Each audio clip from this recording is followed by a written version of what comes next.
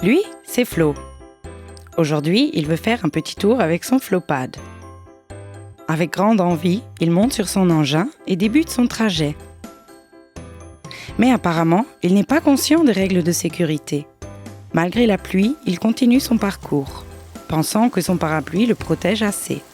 Pour lui, pas de raison de s'arrêter. La conduite du Flowpad sous la pluie peut avoir de graves conséquences. Même si le Flowpad est étanche aux projections d'eau, il n'est pas protégé des grandes flaques. Tu risques un dégât d'eau. La pluie poursuit sa route et Flo remonte sur son Flowpad. Le temps devient gris et triste et soudain, il commence à neiger. Et non, Flo, même ton écharpe et ta cagoule ne suffiront pas à te protéger. Le Flowpad n'est pas fait pour terrain enneigé et glissant. Sur route sèche, l'engin peut beaucoup mieux adhérer au sol et tu évites que le sol se dérobe sous les roues.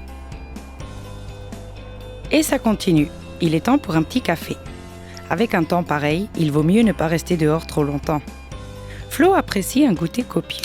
Mais sait-il aussi quel est le poids maximal pour l'utilisation du Flowpad ?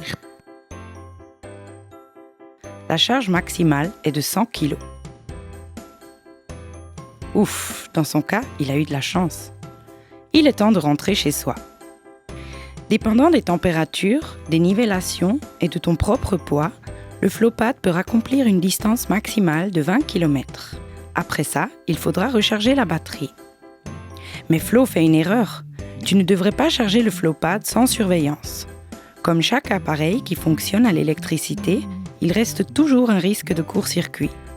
Cela signifie que tu dois rester près de ton engin. Débranche le Flowpad après que la batterie soit chargée complètement.